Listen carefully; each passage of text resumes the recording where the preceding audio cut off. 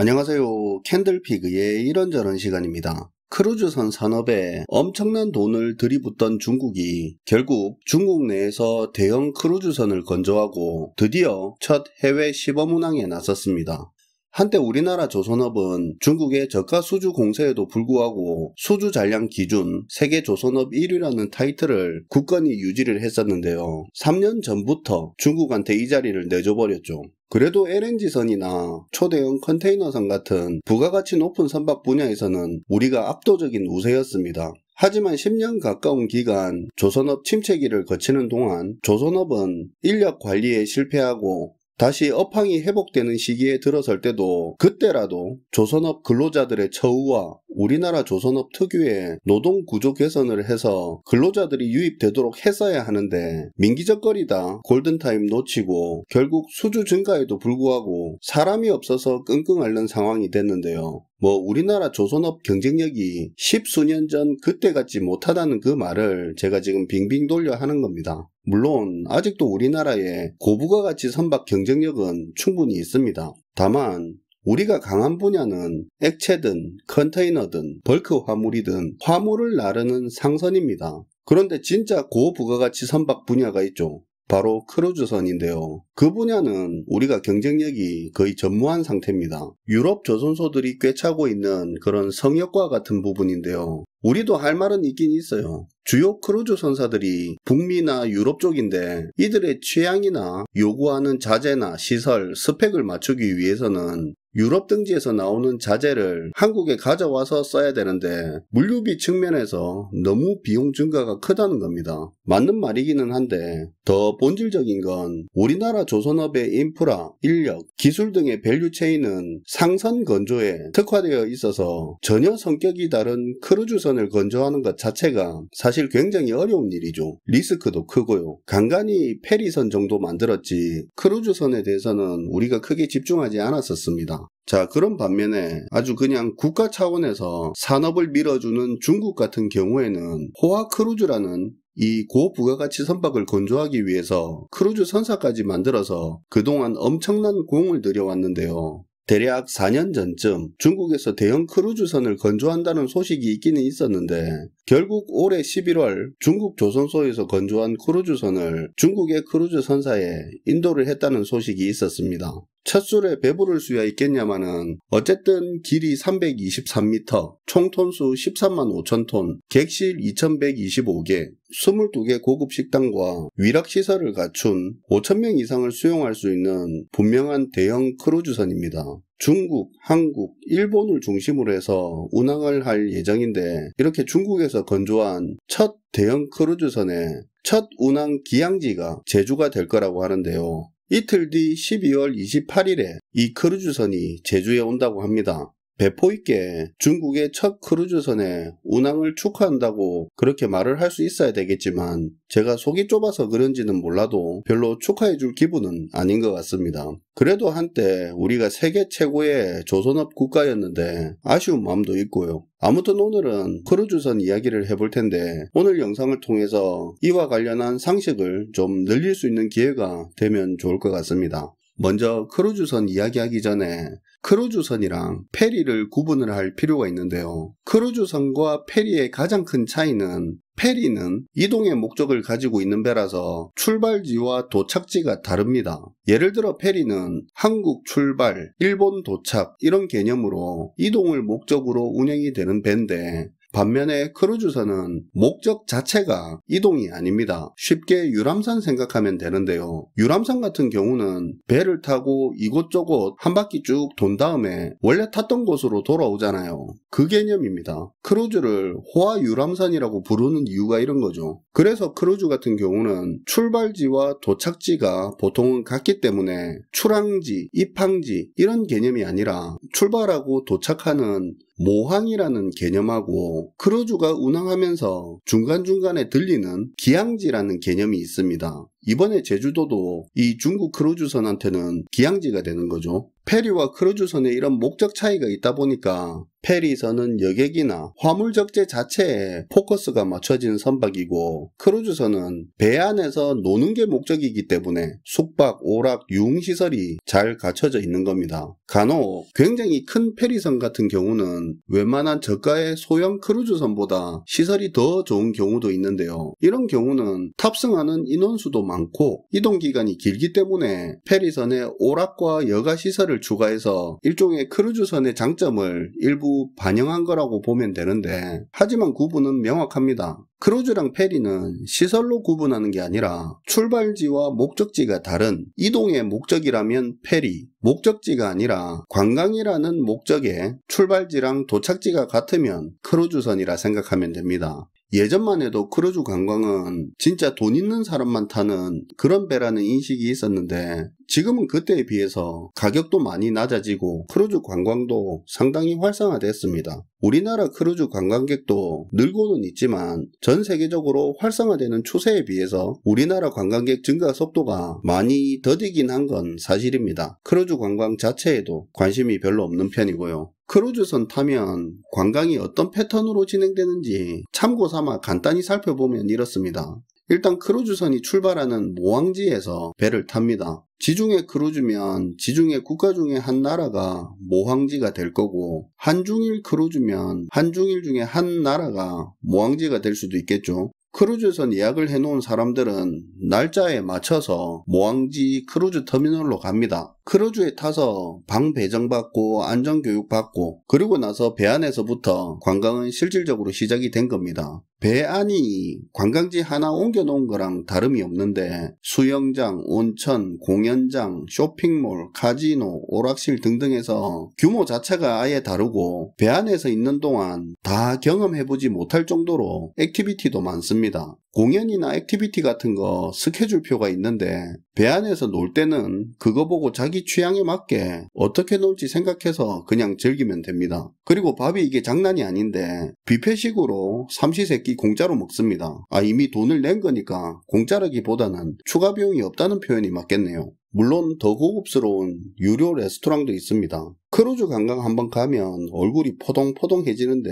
밥이 너무 좋아서 그렇습니다. 어쨌든 배는 중간 기항지로 움직이고 항해하는 동안 배 안에서 놀고 잠도 자는데요. 아침쯤 돼서 눈 떠보면 배가 다른 나라 항구에 정박되어 있거나 항구로 들어가고 있습니다. 크루즈 타면 배에서만 노는 걸로 아는 분도 계신데 중간중간 정해진 기항지에 들려서 내륙 관광을 합니다. 기항지에 도착해서 나가 놀 건지 배 안에서 놀 건지 정할 수도 있고요. 밖에 나가서 놀 경우에는 패키지로 선택관광 추가요금 내고 놀 수도 있고 그냥 자유여행으로 돌아다녀도 됩니다. 일단 패키지 선택관광을 했다 치고 배 밖으로 나오면 크루즈 터미널에 관광버스가 쫙 있는데요. 그 버스를 타면 그 지역 관광이 시작되는데 보통 크루즈선의 기항지들이 그 나라의 주요 관광지들입니다.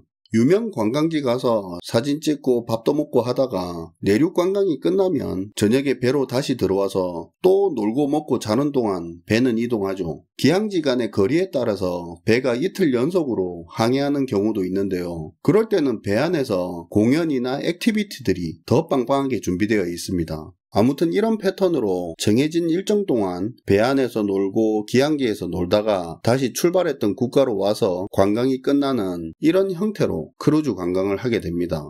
큰 틀에서는 크루즈 관광이 이렇게 돌아간다 정도 이해하시면 될 것 같습니다. 아무튼 이런 크루즈 관광이 과거에 비해 많이 흔해졌고 가격도 제법 내려갔는데요. 그러다 보니까 그만큼 크루즈선 수요가 늘어난 겁니다. 중간에 코로나 팬데믹을 맞으면서 크루즈선 산업이 크게 타격을 받았었는데요. 이건 타격 수준이 아니라 거의 폭망을 했었습니다. 하지만 현재 코로나 이전 수준으로 거의 회복을 했다고 하는데요. 그리고 현재 크루즈선 관련된 산업은 기존의 관광 수요 플러스 재택근무가 활성화된 영향으로 일과 휴가를 같이 즐기는 워케이션 수요까지 덧붙으면서 다시 회복세를 타고 있다고 합니다. 장기적으로 키워야 하는 산업이고 전망이 있는 산업임에도 우리에게는 장벽이 높은 산업이기도 하죠. 사실 크루즈선이라는 게 말은 배인데 따지고 보면 떠있는 호화 도시를 만드는 개념이라 일반 화물선을 만드는 개념하고는 아예 다릅니다. 앞서 잠깐 언급했지만 특히 아시아 지역에서 크루즈선을 만들려고 하면 문제되는 부분이 자재 조달 부분인데 승객 대다수가 서구권 사람들이라서 이 사람들 취향에 맞게 최고급으로 호텔처럼 꾸미려면 자재부터 대부분 유럽 등지에서 생산되는 고급 제품으로 쓰입니다.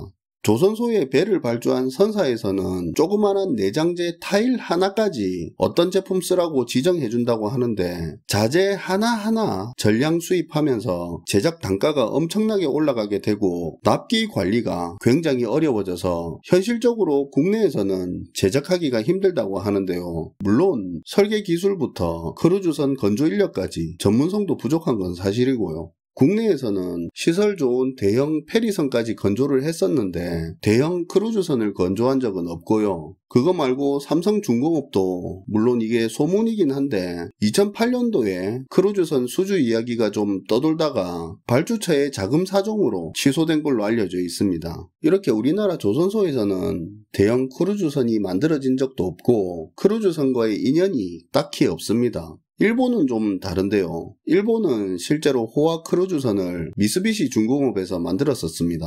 3,000명 이상 탑승하는 크루즈선이었는데요. 근데 이 크루즈선을 미쓰비시에서 건조하면서 수업료라 하기에는 너무 큰 타격을 받았었습니다. 배를 우리 돈으로 1조 원 정도의 가격으로 수주를 받았는데 손실이 2조 5천억 났다고 하니까 일본에서는 이 일을 두고 미쓰비시 쇼크라고 부를 만도 하죠. 미쓰비시 중공업은 2011년 수주를 받아서 2012년부터 본격적으로 설계를 착수했다고 하는데요. 일반 선박하고는 다르게 선주 요구가 굉장히 까다로운 크루즈선 특성상 객실 설계 단계부터 선주 요구를 제대로 반영하지 못해서 원래 1년 동안 할 설계를 3년에 걸쳐서 했다고 합니다. 그리고 유럽이랑 다르게 크루즈와 관련된 산업 기반이 조성이 안 돼 있다 보니까 자재 대부분을 수입을 해야 됐고 그렇게 수입한 타일 하나 시공하는데도 유럽 장인을 불러와야 되는 그런 상황에서 미쓰비시 중공업은 자재 조달, 납기 관리, 일정 관리가 엉망이 됐고요. 선박 건조 기간까지 엄청나게 늘어나게 되는데요. 안 되는 놈은 뒤로 잡아줘도 코 깨진다고 중간에 화재 사고까지 나고 그렇게 엄청나게 손해보면서 꾸역꾸역 만들었는데 또 시운전 단계에서 주요기기 결함부터 소음 문제까지 터지면서 미쓰비시 중공업이 아주 작살이 났었습니다. 일본이 옆에서 그렇게 당한 걸 봐서 그런지는 몰라도 우리나라는 그냥 하던 거나 잘하자고 크루즈 쪽으로 쳐다보지도 않은 걸 수도 있겠죠.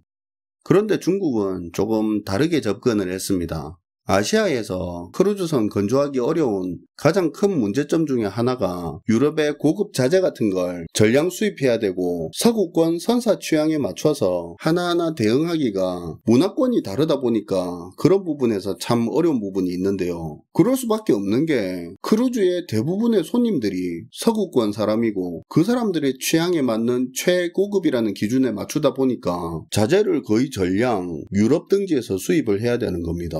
그런데 중국의 경우에는 중국 시장에 관심이 있는 해외 크루즈 선사와 합작을 해서 중국 크루즈 선사를 만들었고요. 중국인을 비롯해 아시아인을 타겟으로 했기 때문에 아무래도 기존 북미나 유럽 사람들의 취향에 오롯이 다 맞춰야 하는 그런 핸디캡에서는 일정 부분 자유로워질 수 있었던 거죠. 그렇게 해서 만들어진 크루즈선이 이번에 운항을 하는 겁니다. 중국에서 처음 만든 크루즈선이 해외 시범 운항을 하고 첫 기항지가 제주라고 하는데요. 12월 28일 제주에 기항한다고 했으니까 지금쯤 중국에서 출발을 했겠네요.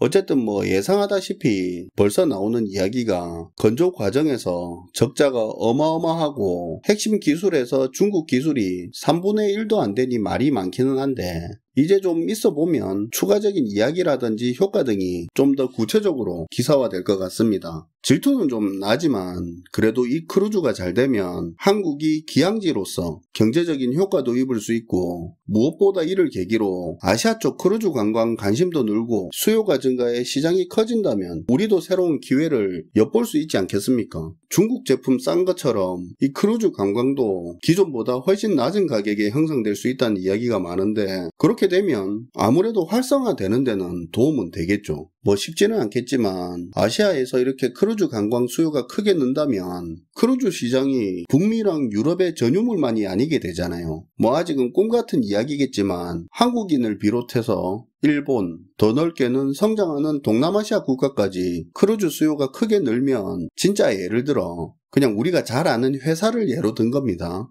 신라호텔, 에버랜드, 삼성중공업 등 각각의 장점을 가진 국내 기업들이 합작을 해서 크루즈 선사 만들고 한국의 미가 물씬 풍기는 호화 크루즈선 국산 자재로 한국 조선소에 발주 넣고 한국에서 크루즈 만들어지는 게 불가능한 게 아니잖아요. 물론 뭐 지금 상황에서는 희망회로 돌리는 꿈같은 이야기겠지만 남의 나라 크루즈선 국내 입항하는 거 그거 경제 효과만 기대할 게 아니고 우리도 언젠가는 이런 경제 효과 큰 크루즈 사업 한번 해봐야 되지 않겠습니까? 오늘은 최근 중국에서 처음 건조된 대형 크루즈선의 시범 운항을 계기로 크루즈선과 관련된 여러 이야기를 해봤는데요. 상식 차원에서 도움이 되었으면 좋겠습니다. 시청해주셔서 감사하고요. 지금까지 캔들피그의 이런저런 시간이었습니다.